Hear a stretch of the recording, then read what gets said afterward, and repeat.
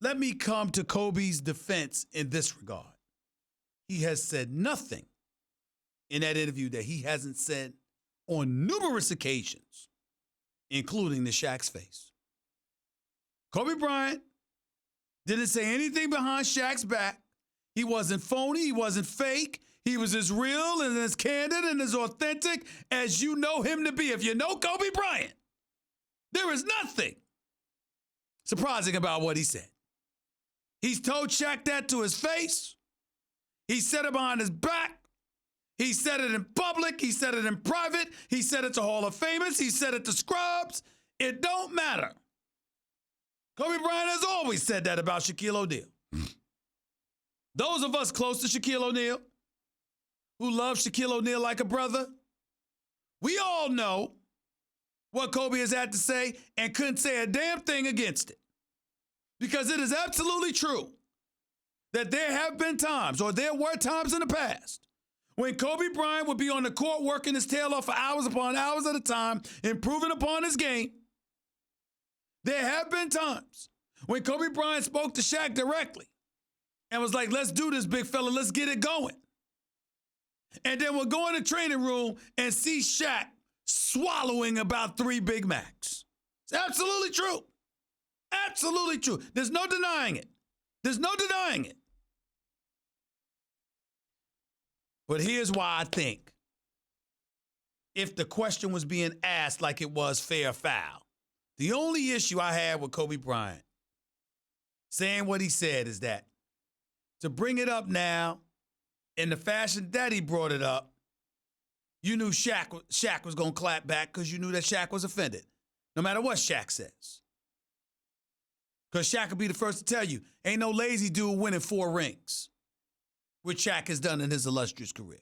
Ain't no lazy dude as dominant as I was. Ain't no lazy dude going to be considered outside of Wilt Chamberlain the most dominant force to have ever graced the floor of basketball.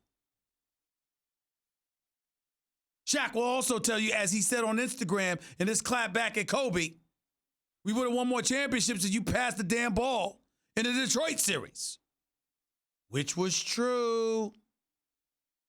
Because back then, the heat between Shaq and Kobe, ladies and gentlemen, I would never divulge that stuff without the permission of both players. I would never do that to them because both of them are my boys. I got love for both of them. Both of them. Forever. But I'm here to tell you something right now. I got to get their permission to reveal the stuff that about how deep their hatred with each other went once upon a time. I mean, it was bad. It was really, really, really bad. And when Shaq sits up there and says that Kobe didn't want to give him the ball during the final series that they lost the 5 games to the Detroit Pistons, I'll be damned if he's lying. He's absolutely right. The hatred, the fuel had elevated to such proportions that it actually affected their play together on the court in that final series. There is no doubt about it. There is no doubt about it.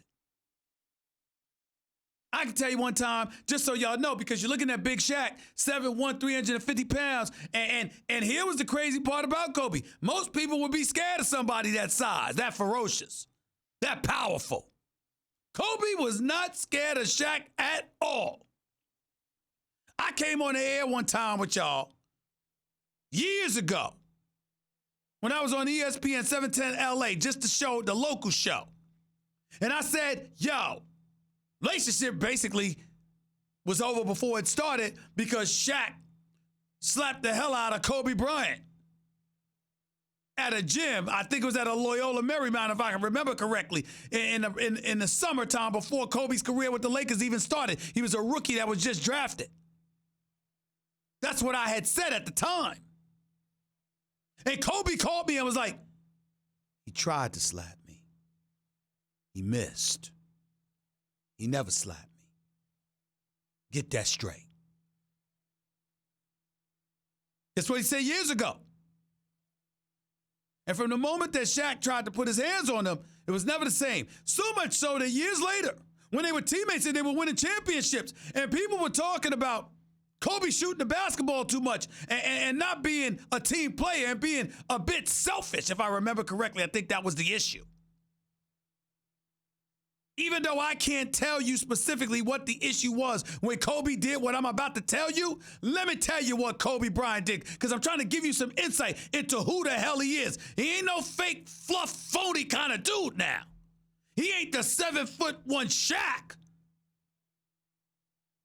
Arguably the most powerful man we've seen in the sport in the modern era. But when it comes to heart and complete fearlessness, that some would argue were towards suicide proportions when you're talking about going up against Shaquille O'Neal, let me assure you, Kobe Bryant was not scared at all. Damn it, sometimes it's almost like he wanted to get into a fist fight with Shaq. And so I forgot what the incident was. Kobe Bryant grabbed the newspaper article and went to each locker in front of everybody, called every one of his teammates an MFer, and said, "You said this, MFer?" Show the article. "You said this, MFer?" You said this, MFer. Went to each locker stall, including Shaqs. That's Kobe Bryant. Ain't scared of nothing. That's who he is. That's who he was as a player. So understand, I'm not telling you, Kobe didn't say anything. He didn't say anything that he hasn't said to Shaq's face. He didn't say anything that misrepresents what his position has always been. It is completely and totally consistent.